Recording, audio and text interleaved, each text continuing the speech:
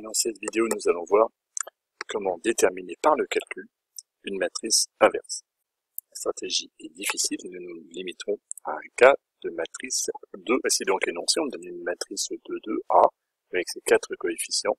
On me dit que cette matrice est inversible.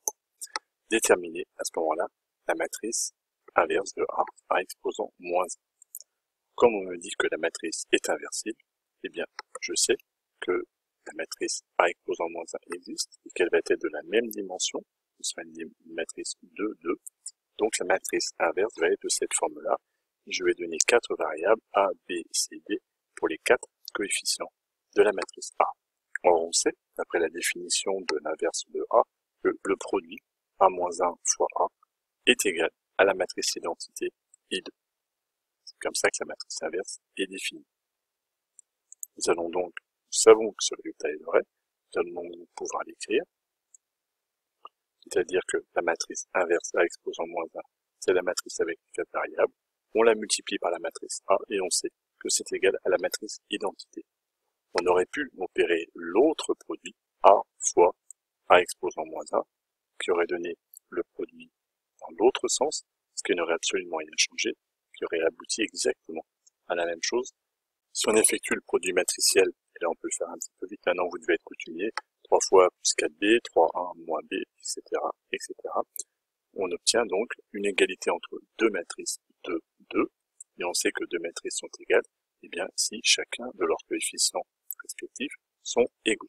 On arrive donc à traduire cette égalité entre deux matrices par un système avec 4 équations, et donc 4 inconnus. Ce qui signifie que il va falloir résoudre un système de 3a plus 4b est égal à 1, a moins b est égal à 0, 3c plus 4d est égal à 0 et c moins d est égal à 1. Nous avons changé de domaine, nous étions dans l'égalité d'avant, l'égalité entre deux matrices, et nous avons transformé cette égalité matricielle en un système avec 4 égalités, avec des réels. Là, il y a des petits a, des petits b, et mine de rien, on change complètement d'univers. Là, on retombe sur des équations et sur des systèmes d'équations qui sont de l'algèbre bien plus classique, qui nous est plus coutumière, avec des nombres réels. La deuxième équation peut être écrite un petit peu différemment, vu que a moins b est égal à 0, eh bien on a a est égal à b, c'est évident. Et dans la quatrième équation, eh bien on peut écrire, par exemple, que d est égal à c moins 1 en faisant passer le d à droite. Là, on pratique ce qu'on appelle une méthode par substitution, c'est-à-dire que comme a est égal à b, eh bien dans la première équation, on va remplacer les a par les b, et donc on n'a plus que 3a plus 4a, j'ai remplacé a par b, et dans la troisième équation, on va substituer les d par les c, c'est-à-dire qu'au lieu de marquer d, on marquera c moins 1.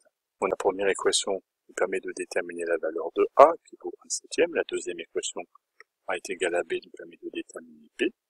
La troisième équation, on développe et on réduit l'expression d'avant, il y a 3a plus 4c, ça nous fait c, 7, 4 fois moins 1 moins 4. Au final, en terminant la résolution tranquillement, qui ne pose pas de grandes difficultés, on obtient a qui va à 1/7, b qui vaut 1/7 puisque a est égal à b, c vaut 4/7, on résout simplement la troisième équation, il n'y a plus que des c, et une fois qu'on a trouvé c qui vaut 4/7, en remplaçant c par 4/7 dans la quatrième équation, on obtient d est égal à moins 3/7.